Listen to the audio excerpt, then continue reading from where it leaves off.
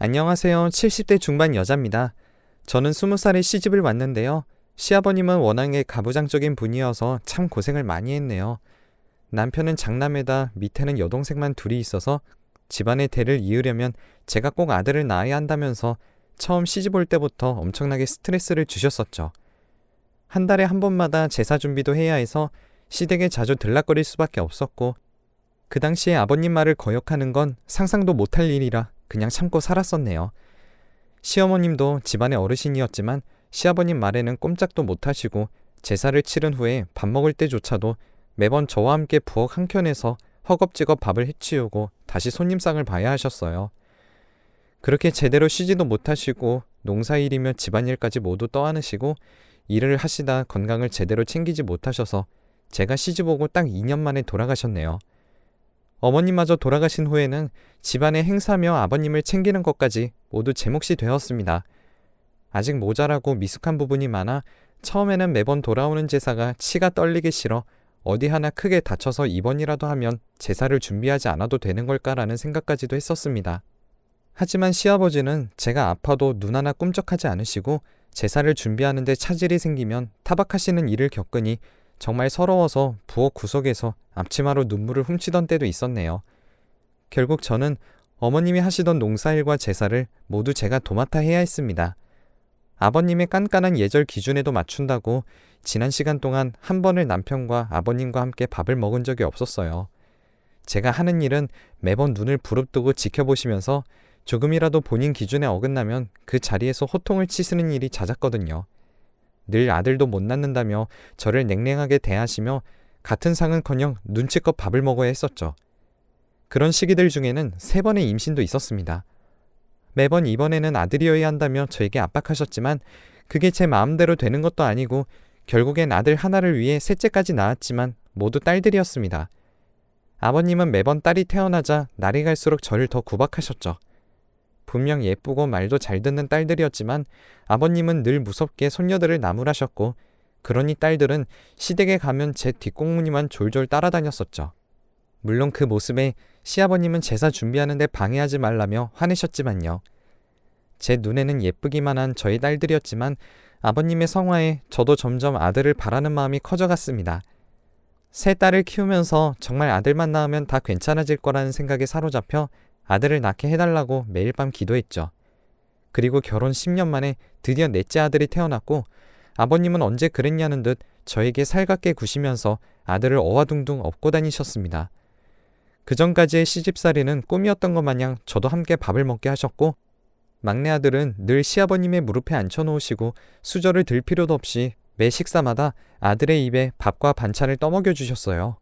가끔은 제가 아이 버릇이 안 좋아질까봐 걱정이 돼서 아버님에게 이제 아들 혼자 하도록 내버려 두시는 건 어떻겠냐고 넌지시 물어보았지만 아버님은 끝끝내 아들의 입에서 할아버지의 무릎이 불편하다는 말이 나오기 전까지 제 말은 들은 채도 하지 않으셨습니다. 딸들은 그런 모습에 어릴 때는 질투도 했는지 가끔 아들을 괴롭히다가 결국 할아버지에게 들켜 혼도 많이 났었네요. 그런 아이들이 순식간에 자라서 세 딸들도 일찍 결혼을 해서 집을 떠나고 아들도 성인이 된 후로 연애도 하고 집을 떠나 있는 시간이 많아졌어요.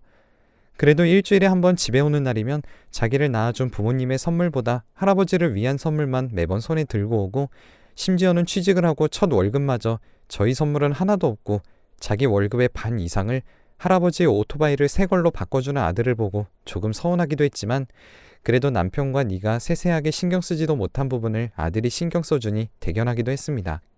그렇게 아들과 시아버지의 애정이 끈끈했어요. 아들이 유일하게 자기 할아버지와 의견이 다른 것이 바로 결혼이었습니다. 제가 보았을 때 아들은 그래도 연애는 하는 것 같았는데 나이가 40이 다 되도록 결혼 이야기는 늘 고개를 저었어요. 아들의 태도에 차마 쓴소리도 하지 못하고 아버님과 제 남편은 셋 다 발을 동동 구르며 아들에게 왜 결혼을 하지 않는지 물었지만 아들은 아직 일하는 데 더 집중하고 싶다는 말만 되풀이 하더라고요. 시아버지는 그런 아들에게 자기가 죽기 전에 막내 손주 장가가는 걸 보는 게 소원이라며 아들을 붙잡고 애원하셨습니다. 하지만 아들은 그런 아버님의 애원에도 죄송하다는 말만 하고 돌아섰죠. 그런데 그 후로 아버님의 행동이 이상해지기 시작했습니다. 손주에게 줘야 한다며 어릴 적 아들이 좋아하던 젤리를 이불 안에 잔뜩 넣어 놓으실 때도 있었고, 하루는 손주가 학교에서 돌아오지 않는다며 온 동네를 손주를 찾는답시고 오토바이를 타고 나가셨다가 저희 집이 어딘지 기억을 못하셔서 한밤중이 되어서야 경찰분들의 도움으로 겨우 집으로 돌아오신 적도 있었네요.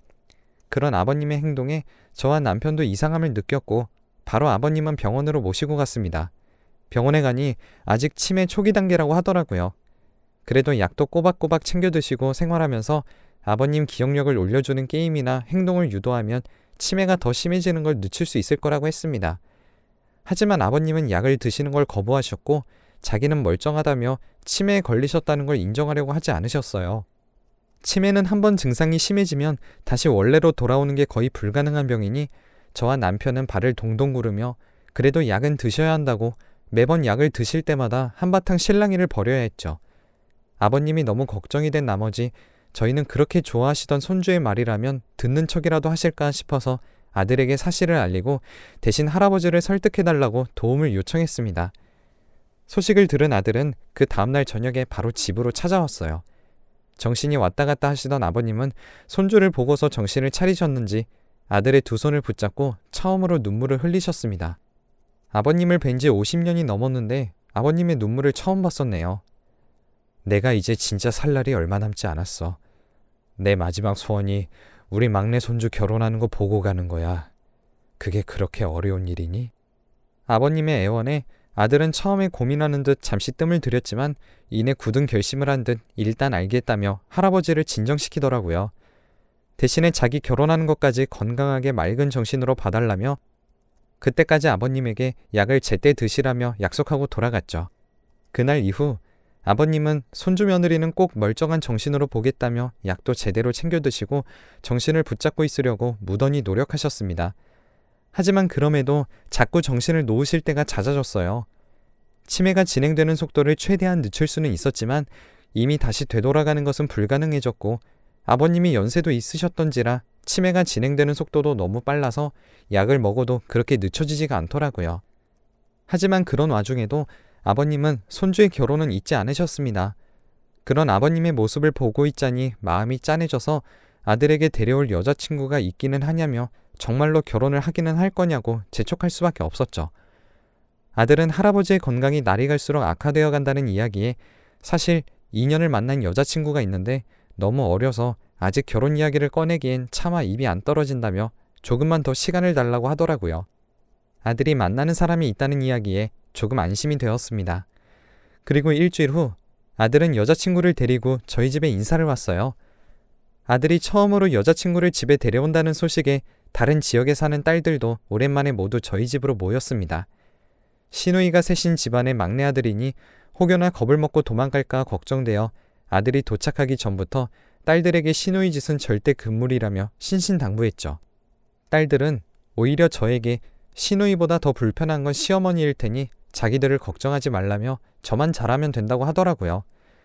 그리고 기다리던 예비 며느리가 왔을 때 너무 어려 보여서 조금 당황해했습니다. 일단은 내색하지 않고 식사를 하며 조심스럽게 나이를 물으니 세상에 아들보다 12살이나 어렸습니다. 아들은 대학원 박사과정을 밟으며 대학교에서 강사로 일하고 있었는데 같은 대학원에서 석사과정을 밟고 있다며 자기를 소개하더라고요. 그나마 대학교를 졸업하자마자 직장 생활을 1년 하다가 대학원에 들어온 거라 이야기를 하는데 어찌나 말을 예쁘게 하는지 팔은 안으로 굽는다는데 오히려 그 아가씨가 너무 아까웠습니다. 아들도 그걸 아는지 이래서 자기가 고민했었다며 자기랑 결혼하기에는 나이도 너무 어려서 결혼 이야기를 차마 못하고 있었다고 하더라고요. 하지만 그 아가씨는 오히려 저희 아들 같은 사람과 빨리 결혼하고 싶었다며 해맑게 웃으며 조곤조곤 둘이 어떻게 만나서 연애를 해왔는지 저희에게 이야기해 주는데 그 모습에 저희 가족들도 모두 푹 빠져버렸습니다. 아버님도 그날따라 정신이 온전하셔서 손주 며느리에게 용돈이라도 줘야겠다며 틈만 나면 지갑을 꺼내시는 걸 보고 정말 마음에 드시는구나 생각했습니다. 그렇게 화기애애한 분위기에서 식사를 마무리하고 헤어지려는데 아버님이 급하게 잠시만 방에서 이야기를 하자며 예비 며느리를 데려가셨습니다. 그리고 금방 이야기가 끝나고 예비 며느리가 방에서 나오는데 무슨 이야기를 들은 건지 아주 싱글벙글하며 나오길래 무슨 이야기를 들었길래 그렇게 신이 난 거냐고 물었지만 그저 웃음으로 대답하고 다시 떠났습니다. 그 후 아들의 결혼식이 순식간에 준비되었습니다. 아무래도 아버님의 건강을 생각하면 최대한 빨리 해야 했으니까요. 그 짧은 시간 동안에 아버님은 점점 말라가셨습니다. 틈만 나면 정신을 놓으시니 남편과 저는 아버님 혼자서 밖에 나가시지 못하게 막아야 했고, 자유롭게 움직이시지도 못하니 안 그래도 적었던 운동량이 바닥을 쳐서 온몸의 근육이 다 빠져버려 안쓰러워 보일 정도였습니다. 하지만 기가 막히게 가장 예뻐하시던 손주가 장가가는 날에는 또다시 온전한 정신으로 돌아오셔서는 아들의 결혼식을 모두 지켜보시고 두 사람의 신혼여행까지 출발하는 모습을 보셨죠. 이제 손주 며느리까지 봤으니 내가 죽어도 여한이 없다. 어디서 저런 어여쁜 색시를 다 데리고 왔을까. 기특하다. 기특해. 아들이 신혼여행에서 돌아온 후로도 며느리와 함께 저희 집에 자주 들렸어요. 아무래도 어릴 적부터 자기를 예뻐해 주시던 할아버지가 살 날이 얼마 남지 않으니 조금이라도 시간을 더 보내려고 그러는 것 같았습니다. 시할아버지까지 있는 시댁에 자주 걸음하는 게 불만일 법했지만 며느리는 그런 기색 하나도 없이 매번 아버님과 시간을 보냈죠. 그러다 하루는 제가 며느리에게 아버님을 부탁하고 잠시 장을 보고 왔는데 아버님은 방에서 곤히 주무시고 계시고 며느리는 어디 갔는지 보이지 않았습니다. 온 집안을 뒤져가며 며느리를 한참을 찾았는데 뒤늦게 며느리가 뒷마당을 구경하느라 제 소리를 못 들었다며 나타나더라고요. 뒷마당에도 나무가 참 많네요, 어머니. 여러 번 와봤지만 올 때마다 나무들이 달라 보이는 것 같아요. 할아버님이 저한테 나무를 주시겠다고 하셨는데 도대체 어떤 나무인지 알 수가 없네요. 제가 아기를 가지면 주시겠다고 하셨는데 얼른 아이를 가져야 할까 봐요. 임신에 좋은 음식이 뭐가 있어요? 그 이야기를 듣자 뒷마당에 가장 오래된 나무가 떠올랐습니다. 며느리에게 임신에 좋은 음식과 나무에는 작은 우체통이 달려있다고 알려주었죠. 그리고 몇 달이 지난 후 며느리가 기쁜 소식을 전해왔어요. 며느리가 아기를 가졌다는 이야기였습니다. 저희는 그 소식에 축하해주며 기뻐하고 있었는데 아들은 유독 억지로 기뻐하는 것처럼 보였습니다. 무슨 일이 있나 걱정되어 조용히 아들에게 물어보았지만 아들은 고개만 절레절레 저으며 제가 신경 쓸 일이 아니라며 넘겼죠. 그리고 다시 자리로 돌아가니 며느리가 보이지 않더라고요. 다들 남편과 아버님은 그저 신이 나셔서 며느리가 어디 갔는지도 모르는 눈치였고 아들도 갈수록 얼굴이 어두워져 더 이상 말도 못 걸겠더라고요. 기다리면 며느리가 돌아오겠거니 기다렸지만 한참이 지나도 며느리가 돌아오지 않아 혼자 조용히 며느리가 있을 법한 곳을 찾아다녔습니다. 그렇게 집을 한 바퀴 도는데 임신까지 한 며느리가 나뭇가지에 걸린 무언가를 잡으려는 듯 폴짝폴짝 뛰고 있는 겁니다. 제가 놀라서 며느리를 부르니 그제서야 뒤를 돌아보며 저에게 도움을 요청하더라고요. 일단은 며느리가 꺼내달라는 물건을 꺼내주려고 보니 비닐로 둘둘 말아놓은 종이뭉치였습니다. 저번에 할아버님이 저한테 임신하면 나무를 주신다고 했잖아요. 사실 그 나무에 집 문서랑 땅 문서가 있다고 그걸 주신다고 하셨거든요. 며느리는 그저 신이 나서 그 문서들을 몽땅 들고 해맑게 웃더라고요. 저는 아버님에게 그런 땅이 있는 줄도 몰랐는데 그걸 저에게는 한마디도 안 하시고 손주 며느리에게 홀랑 주셨다니 조금 서운했습니다. 하지만 며느리에게 주면 저희 아들에게 가는 거나 마찬가지라고 생각하며 겨우 서운한 마음을 눌렀죠. 그 후 며느리를 쏙 빼닮은 아기가 태어났습니다. 그리고 동시에 아버님의 건강은 급격하게 안 좋아지기 시작했어요. 그래도 아기가 태어난 걸 보고 갈 수 있어 다행이라며 대부분 정신을 놓으신 채로 밥을 씹어서 삼키는 걸 잊어버리신 와중에도 증손자만은 또렷하게 기억하셨었죠. 결국엔 식사를 하셔도 매번 개워내시고 갈수록 영양이 부실해지니 순식간에 합병증이 몰려와 얼마 지나지 않아 아버님은 돌아가셨습니다. 며느리는 힘이 붙일 텐데도 돌아가시기 전까지 가장 가까이서 아버님의 간병을 혼자서 해냈어요. 그 모습에 감동을 받은 남편은 아버님의 재산을 정리하며 손자 며느리에게 남기신 집과 땅도 며느리의 단독 명의로 돌려주려고 했습니다. 당연히 아들과 며느리가 같이 상의하고 결정된 내용인 줄 알았어요. 그런데 아들은 충격적인 말을 하기 시작했습니다. 아들이 갑자기 그렇게는 안 된다며 할아버지가 내건 조건은 우리 집안의 대를 잇는 조건인데 저 아이는 내 핏줄이 아니니 집과 땅을 가질 권리가 없다고 하는 겁니다. 어안이 벙벙한 채로 아들에게 무슨 말이냐 물으니 아들은 그동안 안 그래도 할아버지 가시는 길 마음이 불편하실까 참았는데 사실은 자기는 아이를 가질 수 없는 몸이라고 털어놓았습니다. 처음 결혼을 주저했던 이유도 30살이 지나도 결혼할 기미가 보이지 않자 나중에 낳을 아이를 위해 미리 정자은행에 갔었는데 그곳에서 자기가 무정자증이라는 것을 알게 되었다고 해요. 그런데 처음 아내가 임신했다는 말에 혹시나 그 사이에 자기가 낳은 건가 싶어서 다시 검사를 해봤는데 여전히 결과는 똑같았다고 해요.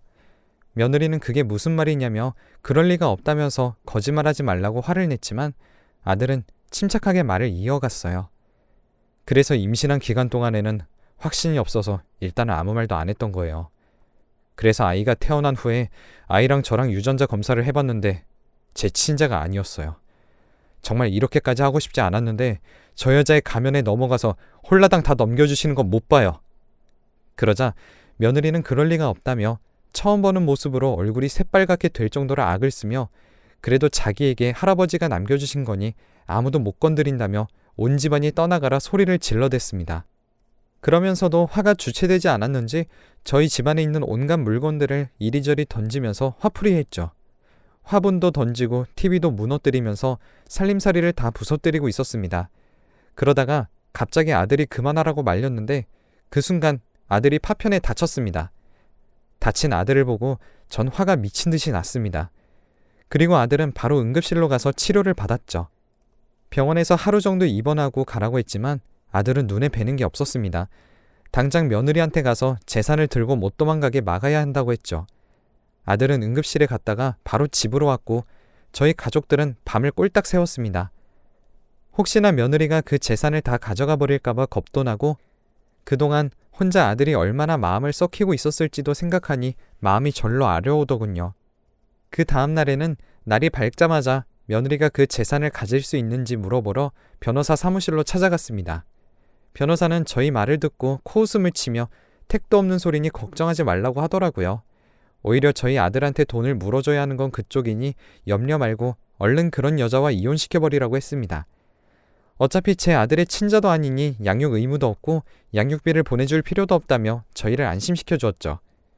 그 이후 아들은 합의 이혼을 하려고 했지만 며느리는 절대 이혼 못한다며 바람핀 사실을 인정하지도 않고 어떻게든 며느리로 남아 아버님의 재산을 탐하려고 했어요.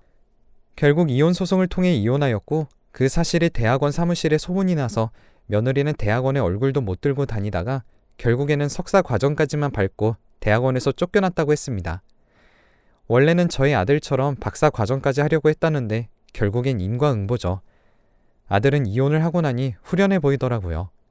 원래도 결혼할 생각이 없던 아이였는데 저희 욕심에 아들이 겪지 않아도 될 불행을 겪은 것 같아 미안하네요. 이제는 아들에게 결혼이든 뭐든 자기가 하고 싶은 대로 하도록 내버려 두려고 합니다. 괜한 욕심은 항상 끝이 안 좋게 끝나는 것 같네요. 여러분들도 욕심은 내려두시고 행복하게 사시길 바랄게요. 제 이야기는 여기까지입니다. 들어주셔서 감사합니다.